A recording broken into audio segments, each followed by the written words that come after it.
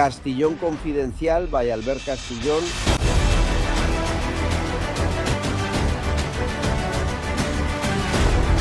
Welcome, how are you, insiders? Here we are, it's August, and once again we'll see if we can get away for a vacation someday.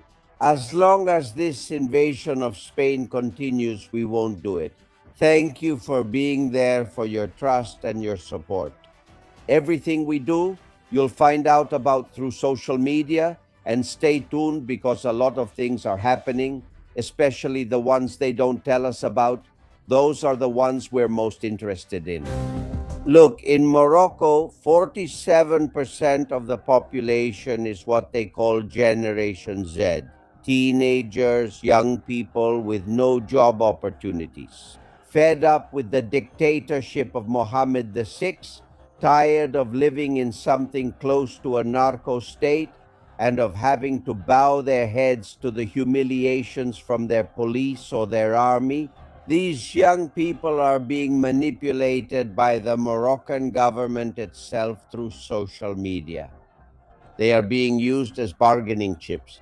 Suddenly, they spread the message that the Melilla fence has been opened or that you can go to Spain through Ceuta without police control, which is true. They spread that message through social networks. The government itself sends it out and gives the order to the gendarmerie, to the Moroccan police, not to intervene. In fact, to help. This video proves it. There are many who get off the truck and the police officer is directing them, telling them where they have to go. What is the objective? Because you have seen the images. That's what we're going to try to explain to you today, because there is a plan. Mohammed VI is not so sure about the future and his son's reign precisely because of the Arab Spring uprisings that have also been attempted in Morocco. From time to time, he offers this escape valve, letting them spend a few days in Spain, because after all, Spain is mine. That's what he must think. And unfortunately, it's true. Let them go over there. Yes, 50 or 80 will drown. What does it matter? In 2022, 45 had already died, crushed at the fence, and he cared very little. A dictator acts like that only for his own benefit. It's not the Supreme Court's ruling, it's not the meetings with Algeria, nor is it that he gave passports to the Sahrawis. The government of Morocco doesn't need excuses to show what kind of country it already is. That Spain belongs to them, that they do whatever they want with Ceuta and Melilla because there's blackmail involved. Later, I'll remind you of the details of that blackmail, which becomes more obvious every hour. It was even ridiculous to hear Sánchez say that the big operation he's going to carry out in Ceuta is to put buoys on the breakwater. We have asked the state-owned company Sasamar, also in collaboration with the Navy, and of course also with the Civil Guard, to deploy buoys on the breakwater. The people of Ceuta received him as he deserves.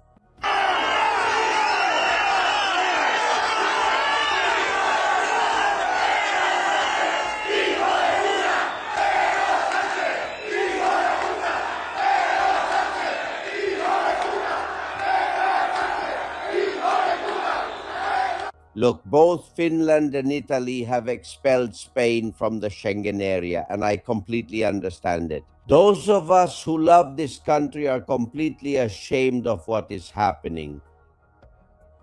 Not a single reproach to Morocco from Pedro Sánchez. And you know what's most curious? While in Morocco, by order of its government and with permission from the United States and Israel, they were invading Spain. They celebrated it with a party at the Moroccan embassy in Madrid, which was attended by the best of the PSOE and some surprises. Take a look at images of some of them. For example, you can see Angel Gabilondo in the background. Yes, the ombudsman. He must be the ombudsman for the people of Morocco because he has never defended us in his life. I said there were surprises. At that party, like some journalists, for example, Nacho Abad was there. I can say this because I'm a friend and colleague of Nacho Abad for many years. But can you spend the whole morning shouting on TV that Morocco is invading us and then have a drink with the invader? Well, unless he was there to record things or get information, in that case, I understand. No, I just don't understand that attitude. There's more. Everyone was there, gentlemen. Look who's arriving in that fancy car. The line was long and everyone was waiting to go through security checks. Maybe they'd give him a Pegasus as a gift. Look, there's Felipe Gonzalez. What a figure Felipe Gonzalez is. How could Felipe Gonzalez miss a party hosted by Morocco? They say that Hassan II gave him a 5,000 square meter plot of land on Javila Beach in Tangier in 2010. He says no, that he bought it, but coincidentally, the real estate company turned out to be owned by the royal family. Coincidences, right?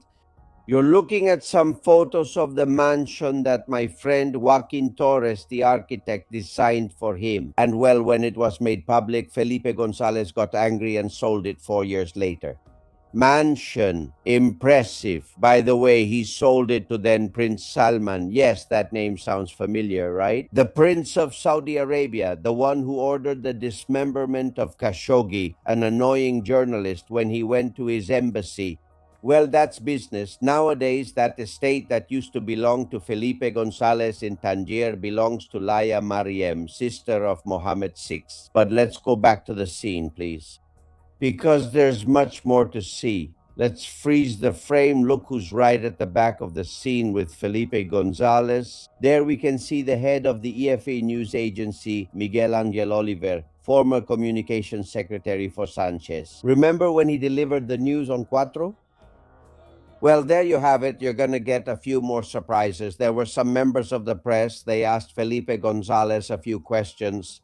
This is the facade of the Embassy of the Kingdom of Morocco in Spain. The press outside on the street, the obedient ones inside, most of them from the PSOE, very few people who weren't from the PSOE.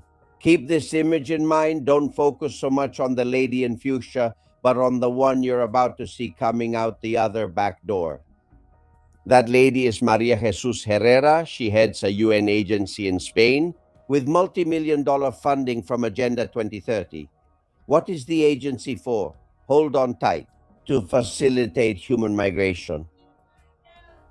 In other words, while they invade your country, you're going to celebrate with the one who has invaded because, for example, Sánchez pays you 14 million a year for this migration racket.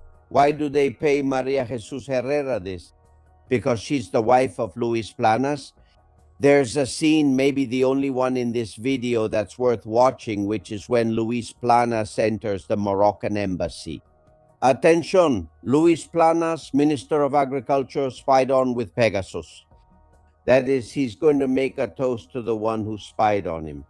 Or it's blackmail, and he's simply obeying orders from Morocco. Look at what someone says to him at the door. Minister, what do you think of the creation? What do you think about Spain being invaded and you being here partying? What do you think about Ceuta being invaded and you being here partying with the dictatorial regime of Morocco? And pay attention to this one. It's the surprise nobody expected. Yes, it's Judge Pedraz, the judge handling the Lair case. And what's worse, the judge handling the PSOE illegal financing case is meeting with the entire PSOE at the Moroccan embassy in Madrid. Someday Judge Pedraz will have to explain these visits, right? They could easily interfere perfectly with his duties. For example, how many of those who were at the party is he willing to charge the next day if he finds evidence? More than one person is being investigated. Everything is a lie, friends. It's all a facade. We worry about what's happening in Ceuta and about the invasion, the citizens, them, the elite. He keeps reaping the rewards of the dictator. None of them are ashamed to be seen on the same day their country is invaded, drinking and toasting with the invader, with a dictator like Mohammed VI, and with what is closest to a narco state that we have in Spain. That same day, to help spread that message on social media, Mohammed VI pardoned 1,758 people. They say many returned due to hunger, yes. Do you think that if someone has been imprisoned for theft, murder, rape, jihadist acts, or Islamism, they are going to come back? No.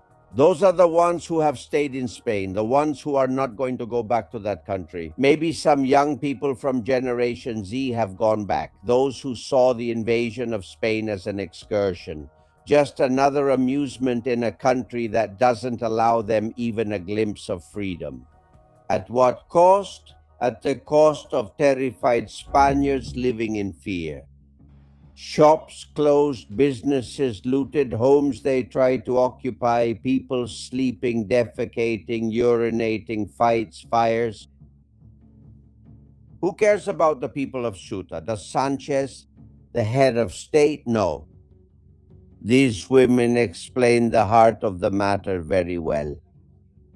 I've lived here all my life. I'm happy in Ceuta. But right now, with the situation we're living in, it's unbearable. There are so many TV channels showing whatever they want, and I walk around in fear. There's a married couple here who just had a fight. They walk by and laugh because we're here talking. That's what they want, to scare us. And this isn't normal. This isn't normal. What do you mean they won't sell to you? They won't sell to you. I have a 10-year-old granddaughter and I don't want, she says. People just don't want to be out on the streets. Today, when I was on TV and riding the motorcycle with him, I felt like crying. I mean, it's a feeling of helplessness because they've ruined our city, they've destroyed it, and nobody does anything. Nobody does anything. Some claim it's a lie, but they should visit themselves. They feel abandoned. They already did when the NATO agreement was signed, and Ceuta and Melilla were not protected under the NATO umbrella. This is the result. They do whatever they want. But I was telling you there was a plan. Look, Sánchez and Mohammed VI need each other.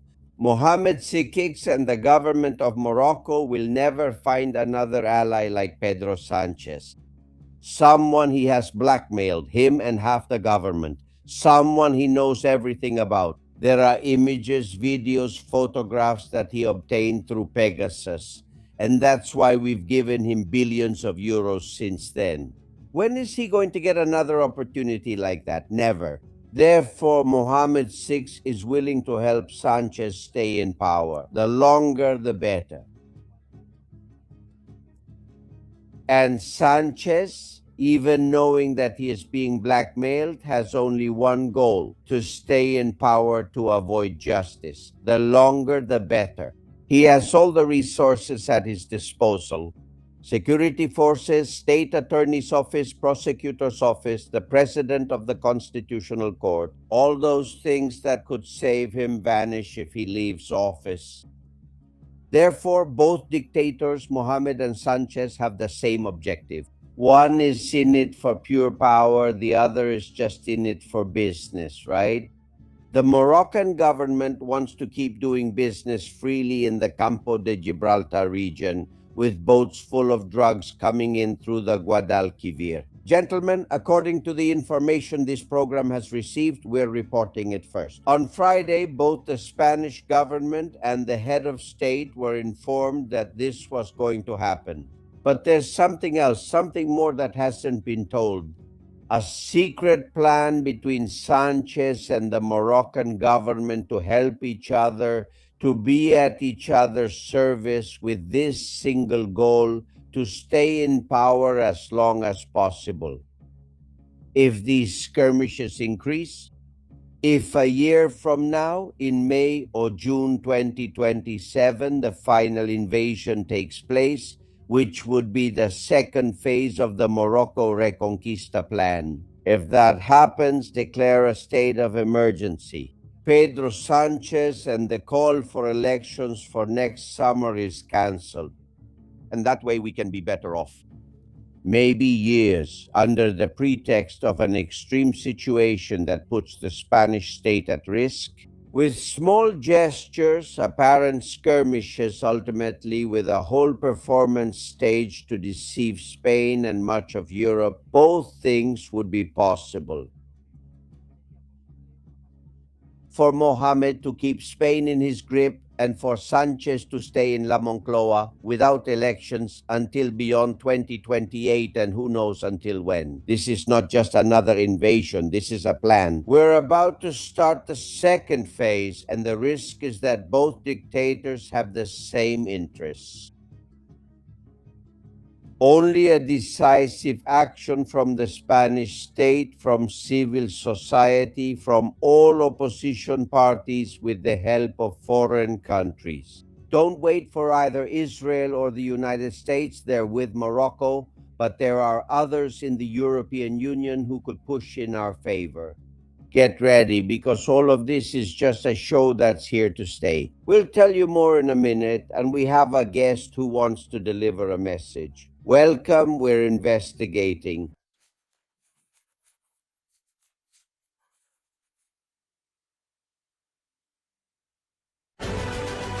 Castillón Confidencial by Albert Castillón.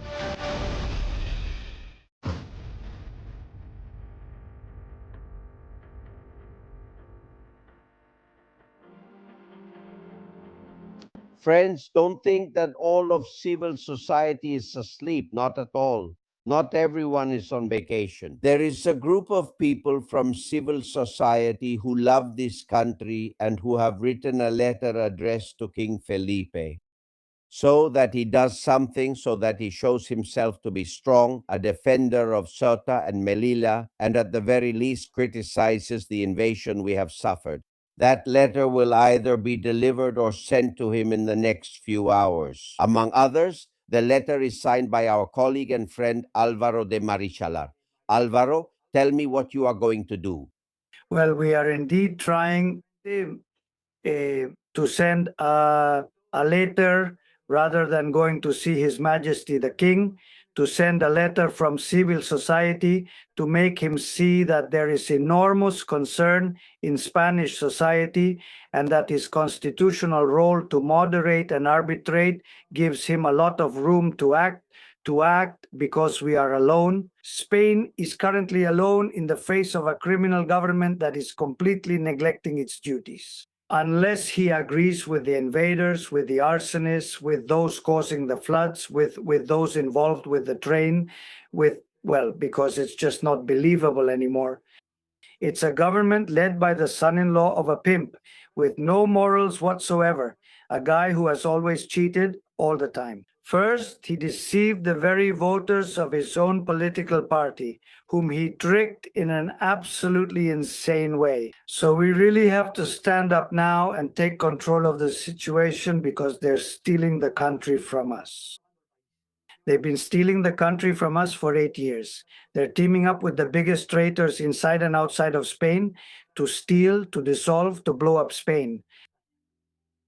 Without a doubt, the king is the commander-in-chief. He's the one who could give the order to stop that invasion, an order that no one gave in Zarzuela, much less in Moncloa. What have you heard about what was happening in the palace? When we saw the images of how they were invading Ceuta, did Don Felipe really just stand by and do nothing?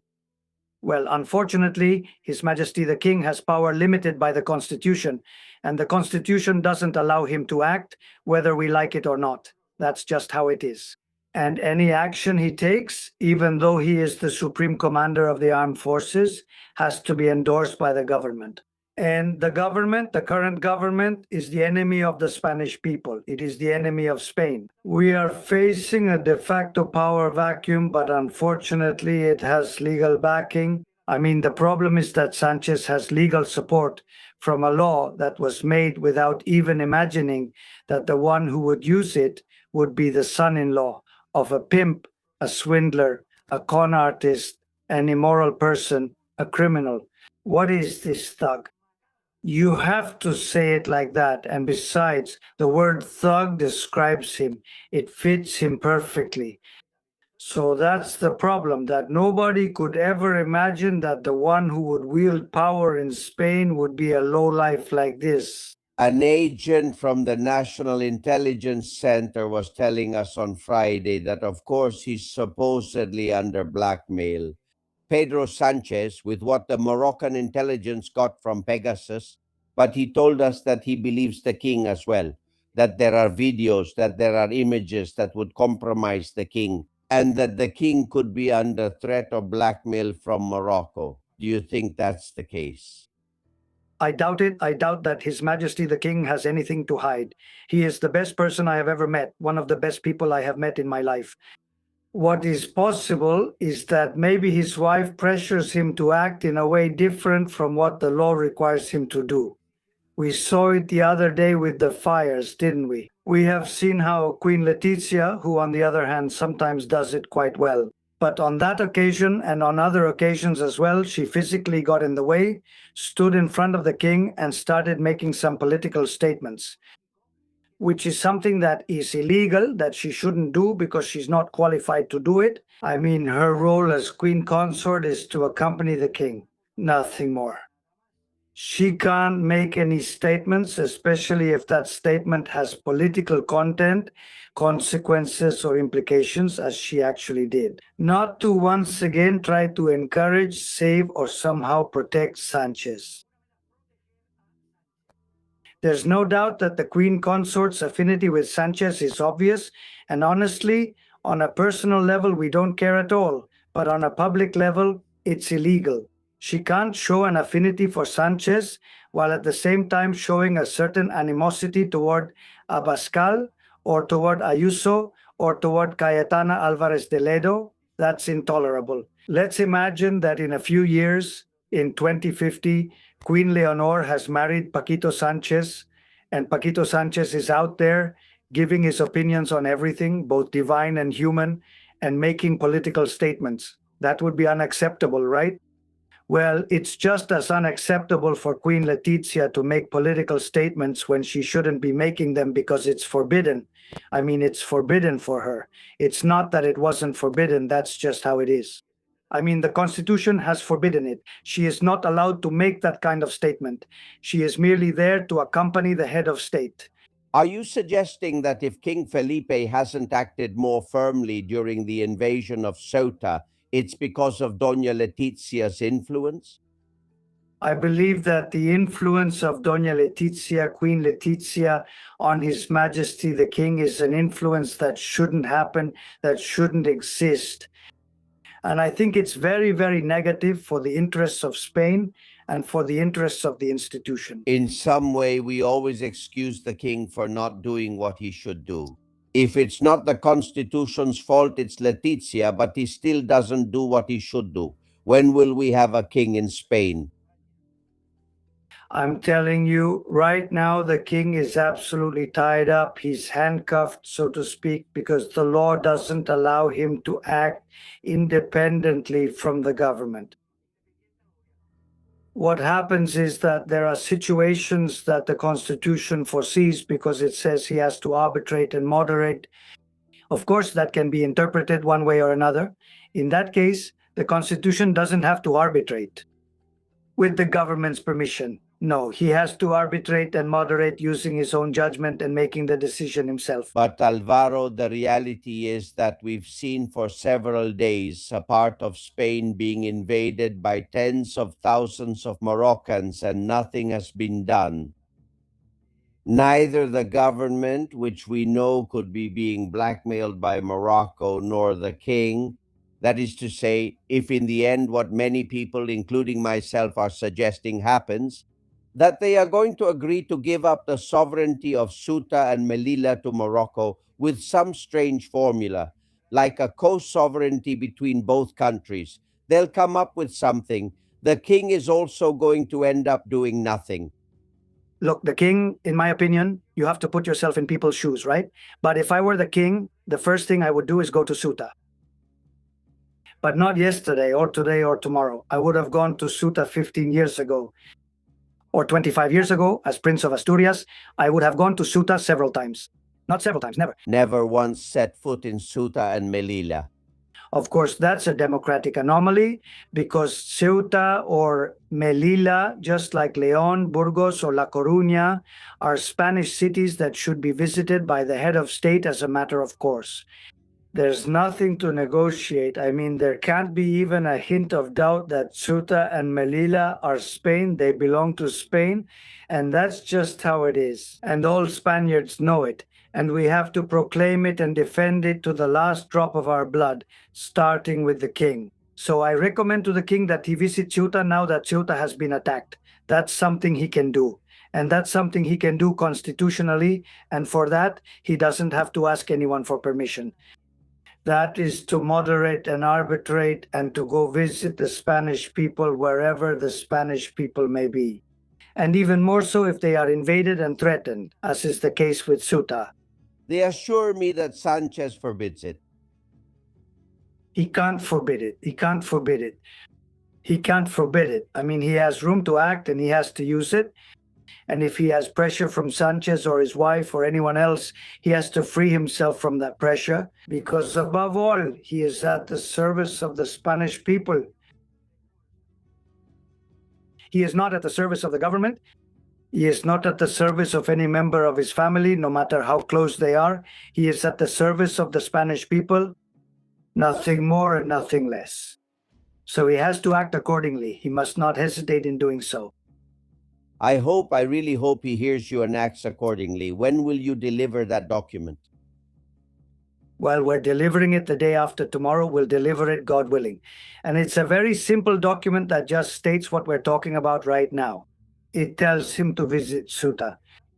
He is told to face any pressure and not to let himself be pushed around by a government that has shown itself to act against the interests of Spaniards since the very first day it took over our country's executive branch. 8 years already of torture inflicted by a traitor and son-in-law of an immoral and absolutely criminal pimp.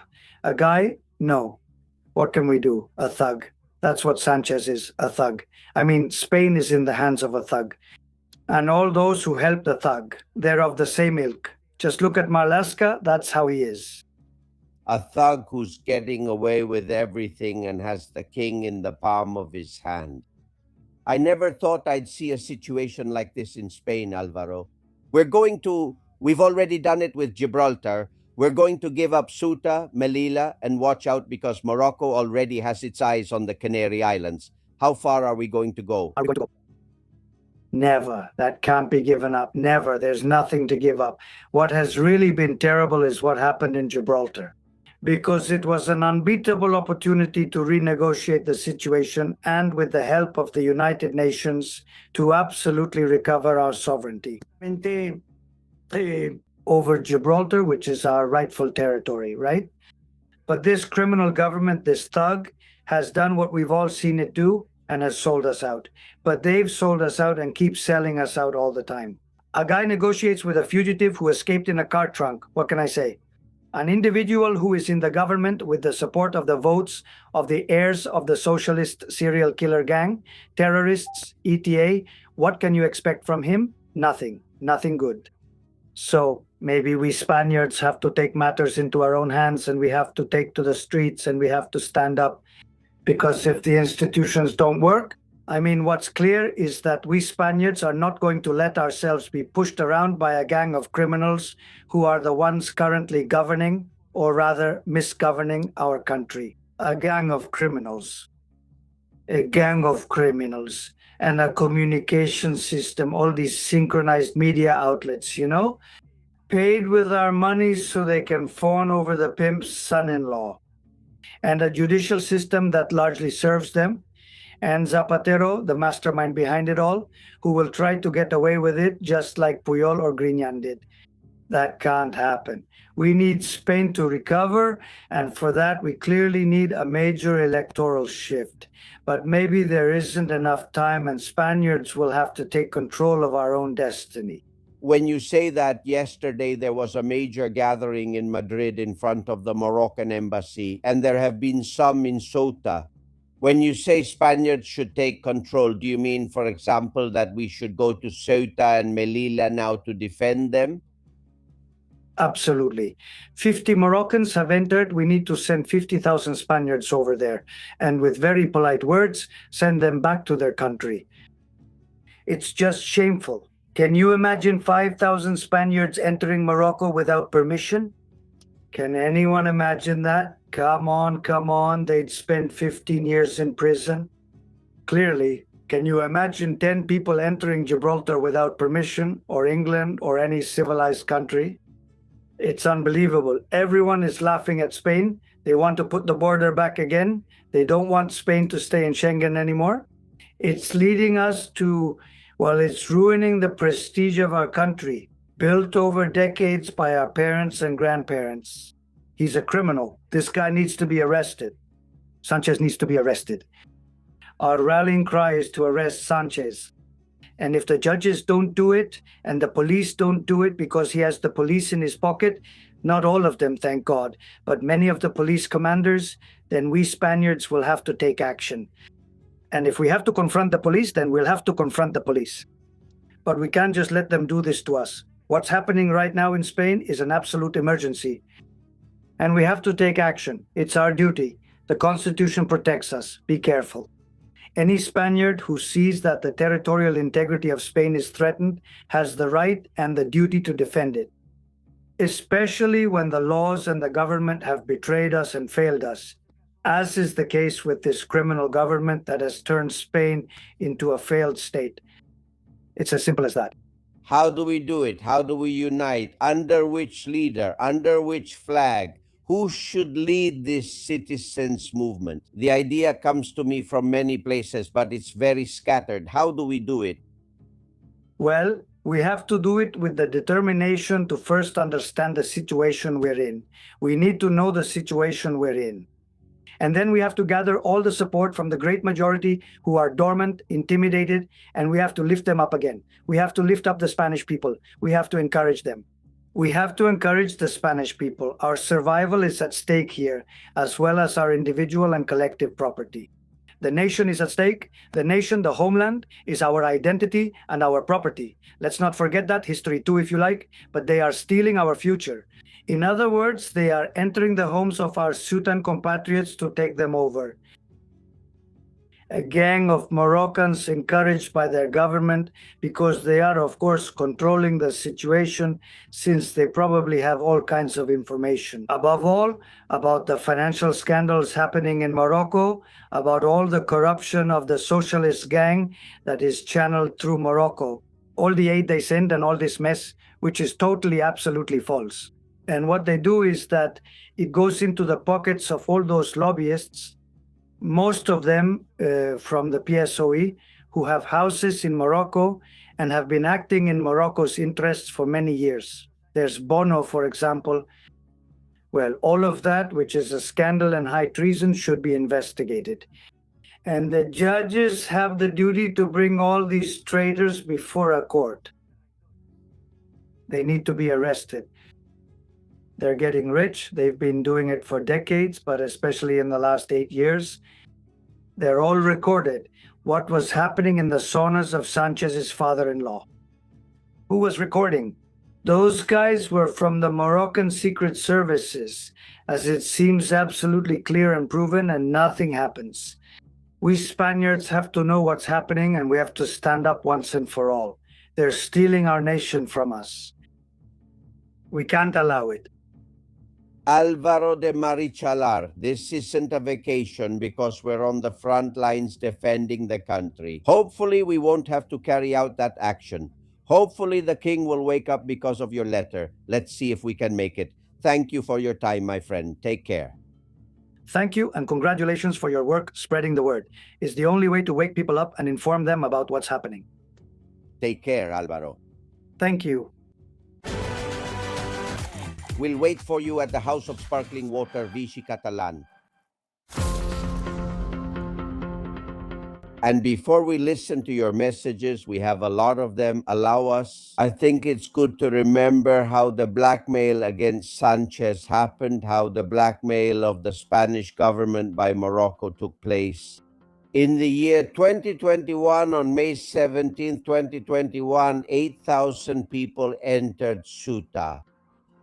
That time, the military did take action. You're seeing images. They had armored vehicles preventing entry, tear gas. Until then, it had been the biggest attack on Ceuta. What has happened these days makes it look small, doesn't it?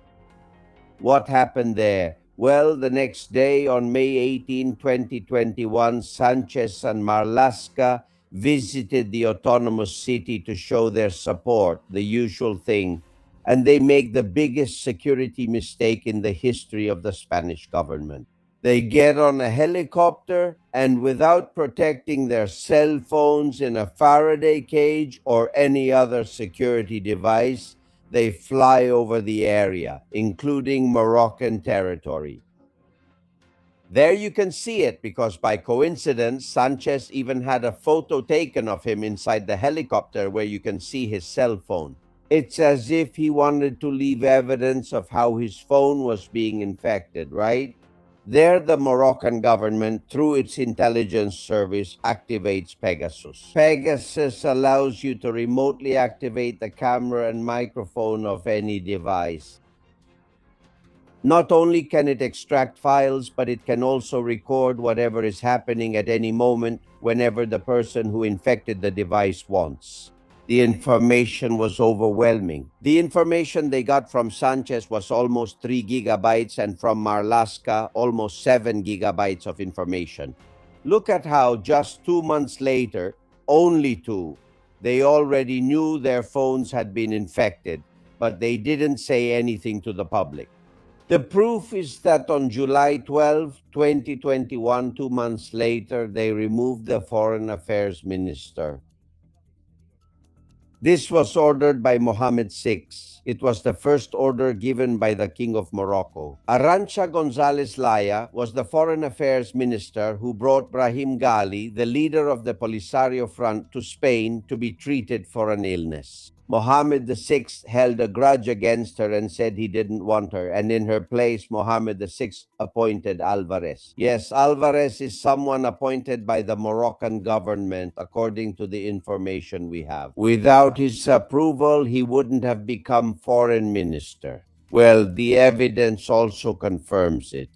Look, in 2020, before this happened, the Ministry of Foreign Affairs, through the AECD agency, the international cooperation agency that Pablo Cambronero talks about here, that agency gave Morocco 18 million, yes, with González Laya in the ministry because it falls under the foreign ministry. Last year, do you know how much they received? 85. From 18 to 85, no wonder they put Alvarez in, right? It took them a year to announce that the president's phones had been infected. Bolaños did it.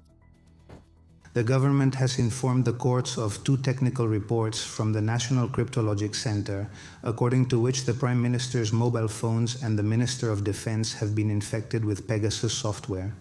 There were 2 intrusions into the President's mobile phone in May 2021, and 1 intrusion in the Defense Minister's phone in June 2021. That was on May 2nd, 2022. It took them a year to acknowledge it, even though they already knew. And it was because of demands from Junts and Esquerra Republicana. Because yes, the CNI had spied on people involved in the Catalan coup attempt, and they took advantage of the opportunity. That gave the government an advantage. They removed Paz Esteban, the woman who had been the director of the CNI until then and was honorable, and they appointed Esperanza Castellero, the woman who now leads the CNI, and she does what the PSOE orders her to do.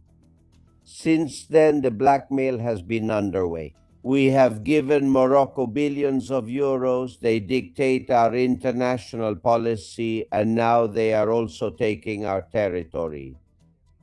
And they are insatiable, they will want much more. 91-593-0491. Completely trustworthy. Friends, we have been receiving countless messages from our confidential sources all weekend. Let's listen to some of them. For example, Ana, Juanvi, Javier, and Meva. This, of course, was orchestrated, prepared, and premeditated. And what they intend with this is to blackmail Sanchez so that he gives up the territory of Ceuta and Melilla, and then they'll go after the Canary Islands. It's clear. Most of the Moroccans who have entered here are soldiers, okay? They're not unaccompanied migrant minors. Who is Morocco going to send here to Spain? Future soldiers, he'll arm them himself. Regarding Morocco coming for the Canary Islands, Spain will abandon the Canarian Spaniards who have been contributing for many years because the money collected in the tourist areas here, and even more with the Pride festivals and all that, will they abandon us Canarian Spaniards like they did with the Sahrawi Spaniards? I have the answer yes. The army swore to uphold the Constitution and make sure it is upheld. They are here to defend our borders, to defend our country. And they don't have to wait for orders that never come from a government that in 2 months, 3, 4, or 6 months won't even be here. And by then, it will be too late. They're going to invade us. They should act on their own initiative and show up there. We keep receiving messages because the skirmishes continue. The last few nights, there's a video, watch it, of how the attacks on the fence happen. This is Melilla. One of these weekend nights, it looks like Gaza, right? Or someplace like that. Ada Colau won't send a flotilla here, will he? This is Melilla. The skirmishes continue in Ceuta in Melilla. It hasn't calmed down. We can't forget about what's happening there. More messages. Blanca, Sofia, Fernanda, Santos, and Maria. To write something, it would be good if someone who has studied law could draft it, where we Spaniards could write, well, to the President of the United States, we're saying in some way that we're fed up, that we Spaniards do not agree with the President. And another one to the European Union, we could even write to Israel. It's in some way the idea of showing how we true Spaniards feel about what the Prime Minister is doing. We have to unite to get rid of Pedro Sánchez so he doesn't destroy what's left and we can rebuild Spain. But not just him, also Felipe VI for being a traitor. Honestly, what we Spaniards need to do now is gather Spanish volunteers who want to go there with the idea that, hey, if 80,000 of you go, then 200,000 Spaniards are going to go to Ceuta and Melilla. Let's see who can do more. We Spaniards right now have an obligation to our brothers in Ceuta and Melilla. See if you can find out from your source whether this time, when Marlaska and Sánchez went to Ceuta, they put their phones in a Faraday box. The statements from this gentleman who works in and for the CNI are impressive. Everything he said was really crystal clear. I feel torn apart by everything he reports, by everything he says. We are in the hands of monsters. We have some insiders out there like our friend Paco. I send you a hug from here. I hope to get in touch with you tomorrow if possible, and that you can tell us what's happening on the ground, because the situation for the people of Ceuta is not normal. It hasn't been since Thursday, since the invasion. And there's a lot of fear, which is understandable. There have been attempted robberies, stabbings, shouting, threats, people sleeping on the street, urinating. The situation is a nightmare. It seems like they've been abandoned. It seems like the people of Ceuta don't pay taxes. You only have duties, no rights. And we need to put our foot down, so this ends now. Last messages for now. Valentin, Victor, Rosa, Maria, Sisto. What's happening in Ceuta is the fault of its people. Who governs Ceuta and Melilla? The People's Party. Do people know a party's program when they vote? Don't they realize the People's Party fully supports the PSOE on Agenda 2030, which is about bringing millions of Africans to Europe, providing them with money, housing, food, and everything to replace the European population? I think that what's happening now in Ceuta matches with what you said a few shows ago, that there was going to be something like an invasion, a so-called peaceful green march, in quotes, in Ceuta and Melilla. I have a question. Where is the king? Has he come out like he did in 2017? To give a speech and to reassure the Spanish nation, the Spanish people, to reassure the people of Ceuta and Melilla, to let them know that he supports them, that they will send the army there to protect the borders. I've been reflecting, I'm thinking about everything. Sánchez is leading all of Spain and its people into a trap that is closing in to fulfill what he wants, to be the absolutist, the head of Spain. And then let me tell you that about this invasion, which is an invasion, what's happening in Ceuta, this is one of the consequences of not including Ceuta and Melilla in NATO. Because now we would have had a defense of our homeland as it should be. Thank you all. Keep telling us what the situation is because we will still be here in August. Latest coming into the newsroom. Susana Gas, tell us. Yes, Albert, we're still here in the Castillon Confidential newsroom. As always, we're receiving many messages and opinions from our insiders who are truly very concerned about the situation we're experiencing. For example, Agustin says, what's the point of having so many taxes and paying so much in taxes if in the end they just mess with our money and the government doesn't do anything to support or help us? Anderson also says that our taxes are really for the Cairo Metro, for trains in Morocco, for the salary, for example, of Oscar Puente, to pay for the Falcon, the Airbus, and even for business deals in Venezuela, all for the people in the government. That's what our money is used for. Pedro says that the people need to come together in large numbers and demand the end of this government. If we don't take to the streets, this won't be solved, but there are only a few of us who want to go out and protest. Carmen says it makes her want to cry. We Spaniards have lost our dignity by letting our country be destroyed by our enemies. They're not far away. It's the king and Sánchez because they're not doing anything either, or rather they're allowing it to happen. In short, they're laughing at us Spaniards. We have no backbone, and at the very least, we should go out into the streets. Susana is also very worried. Albert says that last night I cried a lot with my friends from the Canary Islands over Spain. We couldn't stop talking and were a bit scared about the Canary Islands situation. We are able-bodied and alone. We thought we were safe, but we aren't. He always says that a president who is being blackmailed cannot be the president of a nation like Spain. We are very clear about that. And this is the last one. Albert, thank you, Albert, for the wonderful, and Andres writes to us. Thank you, Albert, for the wonderful, and Andres writes to us. Thank you, Albert, for the wonderful interview with the people from the CNI, which sums up all the mediocre talk shows with their panelists. You have to know that all those panelists know about fires today, and tomorrow they'll know about invasions, speculation, TV speculation, and you with real people explaining what many claim to know. But this guest gives us a clear picture of reality. What can we expect from this government, Albert Castillon? Nothing. And from the king, even less. Thank you for being so brave, and your guest for being brave as well. We'll leave it here, Albert, but it's really important that you keep following us on all our channels during this time because you'll truly be very well informed. Thank you very much. Thank you. Thank you, Susana. Our duty is to inform and not to do it halfway. Look, I spent decades in major radio and television outlets where there was, of course, censorship or self-censorship. YouTube always allows us, as long as we are respectful and use good language, to tell the truth, no matter how harsh it is. And that's what we do here every day. We try not to speculate, but rather to present facts that are also confirmed by evidence. And we're going to keep doing it. I have no intention of giving up Ceuta, Melilla, or the Canary Islands to anyone. And I hope that most Spaniards will do the same.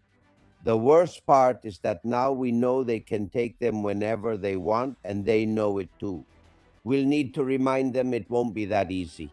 Well, friends, thanks to Maria Magdalena.gv and Teresa Nieto for their donations.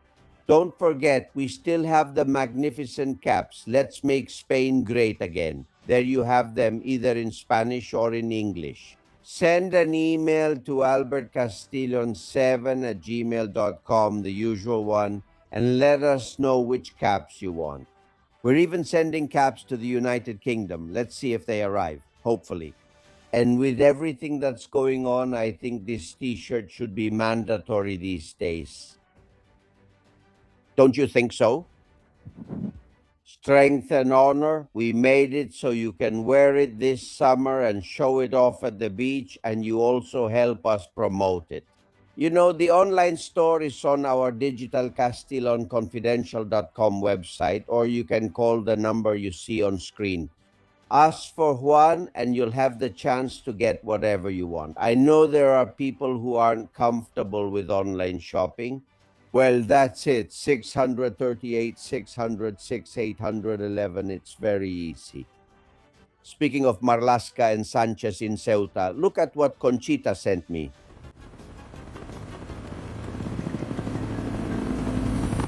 Pedro Sánchez, I like fruit. Pedro Sánchez, I like fruit.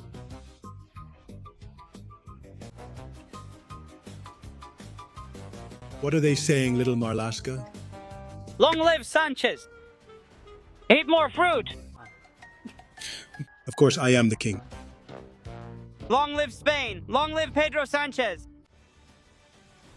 The Moroccans all shouting, "Long live Pedro Sanchez." Well, there's more. Enrique Sanchez on top of Pachi Lopez, and bet you can't guess who shows up in the background. Watch. Pachi. It's climate change. No. No. He stayed over there. For what reason? What's going on? Huh? What's going on? Awesome. Thank you, Enrique. And thank you, Jose, for sending me this crazy thing. Check out the character's nose. Yolanda Diaz talking about the invasion in Ceuta. Hello to ladies, gentlemen, and everyone else. Well, today we received the big news that thousands and thousands of vulnerable Moroccans have entered Ceuta across the border. Now is the time to stay calm and let those Moroccans also invade the mainland and bring their talent and skill. With machetes and stealing cell phones, since we already have our own engineers and doctors, or the few we have left, because thousands of them have had to go to other countries, because living here is becoming more and more unsustainable. Therefore, now we have to provide them with assistance through benefits, free housing so that the poor don't have a hard time, and also free healthcare that will be paid for with your taxes. So don't be racist. Being progressive is really cool and you enjoy it a lot. And if not, just look at me. I wear really expensive clothes and live the high life thanks to your taxes. Clear as day, at least he's not lying, right? He tells the truth. Well, here's the latest. Jose Sanchez and ZP talking on the phone. Listen. Who could it be now? Yes, hello? Hello, Eyebrows. I've already seen the news about your indictment. Since I have quite a bit of experience with this, I'll get straight to the point. You're a complete stranger to me. I don't know you and blah. Soon Mortadelo will call you to work out the details of our mutual unfamiliarity and... All right? Hey, whatever your name is, it's ringing. Nothing. I'm just getting ready to cooperate with the authorities. Hey, I'm hanging up. I'm really busy. Okay. It's just that they're not going to stop calling. Yeah. Hey, Giggles, Found out. that they have Charged you. I was just calling to tell you to go fuck yourself. This tracksuit was a gift from Maduro, and I'm fond of it. And now all I have left to do is a bit of cleaning. Who's calling? Open up, it's the police. Okay, can't you come back in 10 minutes? I'm finishing up some things. No, open up immediately. Well, then I'll have to hurry up. Ha, ha, ha, ha. It was just a measly 2 million fascists. What a day. I'll walk my pet to clear my head. Rufiancito, come here. Where are you? Rufiancito. Pedro. It's me. Pedro, it's me. Pedro is handsome. Handsome. Sorry, Gutancito. It's not your turn today. Don't get mad. You know, I think I saw Feisho in that room. Feisho? Bad? Idiot. It's so easy. Come here, Rufiancito. Don't make me wait. Croqueta, croqueta. Come on, let's go. Please, this is surreal. But Rufian should see it. He's clearly on a tight leash. Friends, we'll be back tomorrow. We're keeping an eye on what's happening. If anything happens, we're here. Yes, another summer with few or no vacations, at least as long as the threat to Ceuta and Melilla lasts. Thank you for being in the trench. Hugs to everyone.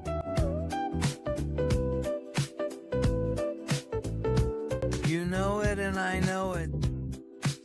We are confidential. You are confidential. I am confidential. Everyone is confidential. Everyone is confidential. But shh, only for open minds and for people who are awake. From the trench, the bullets whistle and there's no way to get out there. Here, freedom has wings of wax. When seeing Castillo, Susana Gash, Your girl Castillo and everyone else, thank you very much.